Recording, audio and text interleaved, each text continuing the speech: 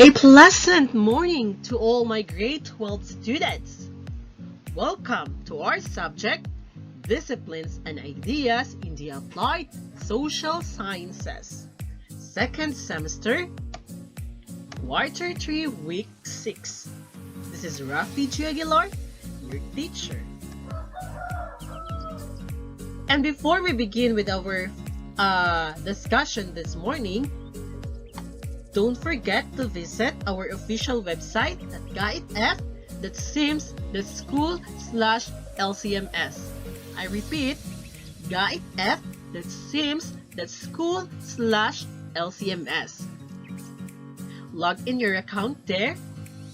Visit our subject, Disciplines in the Applied Social Sciences, and click the Learning path. Download the PDF files from modules week 1 to week 8, and of course don't forget to answer the activities and the quizzes I have uploaded there. And of course don't forget to subscribe our YouTube channel, Global Academy Institute of Technology Foundation Incorporated. So this video will be uploaded on our YouTube channel, so stay tuned. So class, are you ready for our new topic this morning? I guess everyone is ready. Now let's begin. So what do you think is our topic for this morning, class? Can you still remember about counseling? What is counseling? We've discussed that last meeting. Today, we will discuss more about the methods of counseling. So this is continuation of what we have discussed last meeting. So today we will be talking about the methods of counseling. So what are the methods? Do you have any idea about the methods of counseling? Of course, when you as counselor, of course you should bear in mind the methods of counseling that could be used in helping your client. So of course, these are the methods of counseling. But before that, of course, please bear in mind our objectives for this morning. That may serve as our guide for today's discussion. So these are the following objectives. First is know more about the methods of counseling. Second, explain the different approaches of counseling. And of course, third one is value the importance of its approaches. So these are the objectives for today's discussion. So these may serve as our compass or guide in order for us to achieve or to obtain these objectives at the end of the lesson. So are you now ready to listen? So of course, shall we begin now? I guess yes. So let's start. Behavioral approach. Do you have any idea about behavioral approach? Okay, from the root word itself, behavior. So it deals with the attitudes of the client. It deals with the behavior, how the person behaved. Right? So let's talk about the behavioral approach. What is it all about? This therapy is based on the belief that behavior is learned in response to past experiences and can be unlearned or reconditioned without analyzing the past to find a reason for such behavior. It works well for compulsive and obsessive behavior, fears, phobias, and addictions. So fears, no, it deals how like matatakutin, no, fear of something, something that has a story behind, no, phobias and addiction. So behavioral approach is based on the belief that behavior is learned in response to past experiences and can be unlearned or reconditioned without analyzing the past to find a reason for such behavior. So the person acting that behavior is because of his or her past experiences.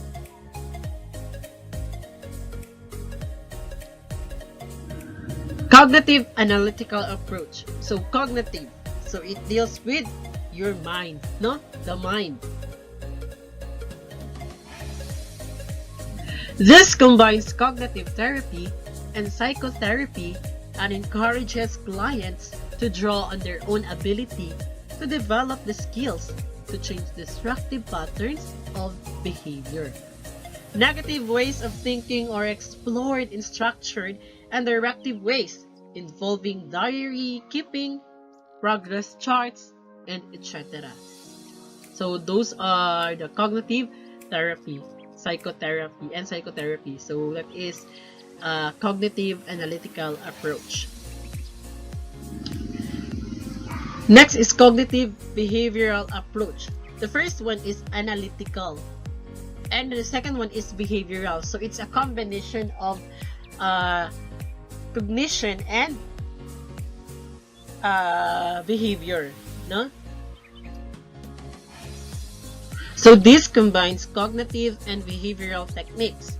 So clients are taught ways to change thoughts and expectations using relaxation techniques. It has been effective for stress-related ailments, phobias, obsessions, eating disorders, and major depression.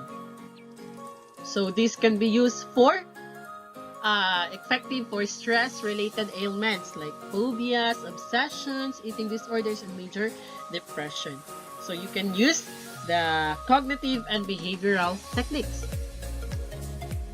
So that's what we call as the cognitive behavioral approach. So cognitive approach. So what is cognitive approach? This approach uses the power of the mind to influence behavior. It is based on the theory that previous experiences can damage self-image, and this can affect attitude, emotions, and ability to deal with certain situations.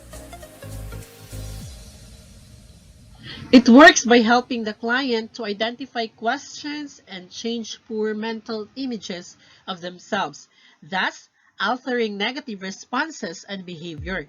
It can help pessimistic or depressed people to view things from a more optimistic perspective. So changing the mindset, no? The mindset of the client from pessimistic or very negative, low self-esteem to a positive thinking. That's it. Dialectical behavioral approach. So what is dialectical behavioral approach? DBT, or the dialectical behavioral therapy, was developed from cognitive behavior therapy, or CBT. The main aim of CBT is to change behavior, which is done by applying techniques with a focus on problem solving, such as homework, diary cards, and behavioral analysis. However, some people felt uncomfortable with a strong focus on change and felt that their suffering and apparent loss of control over their lives were not understood. This has caused them to become frustrated and even to drop out of treatment. Therapy sought to resolve this using acceptance strategies. Acceptance strategies are added to the process of CBT, which means that the therapist explore with their clients an acceptance that their behavior, example self-harming, drinking, etc., although damaging in the long term, may be the only way they have learned to deal with intense emotions and which might have led to positive short-term benefits. Eclectic counseling approach. So what is eclectic counseling approach? An eclectic counselor selects from several different approaches appropriate to the client's needs. This is based on the theory that there is no proof that any one theoretical approach works better than all others for a specific problem. Next is the family counseling approach. It is used to treat a family system rather than individual members of the family. It is a form of systematic approach that requires specifically trained counselors. Gestalt approach. So what is Gestalt approach? Developed by Fritz Perls, the term is derived from the German word for organized whole. It focuses on the whole of the client's experience, including feelings, thoughts, and actions. The client gains self-awareness in the here and now by analyzing behavior and body language and talking about bottled-up feelings. This approach often includes acting out scenarios and dream recall. Humanistic approach. Coming from the personal growth movement, this approach encourages people to think about their feelings and take responsibility for their thoughts and actions. Emphasis is on self-development and achieving highest potential, and client-centered or non-directive approach is often used, and the therapy can be described as holistic or looking at the person as a whole. The client's creative instincts may be used to explore and resolve personal issues. Integrative approach. This is when several distinct models of counseling are used together. So, interactive approach.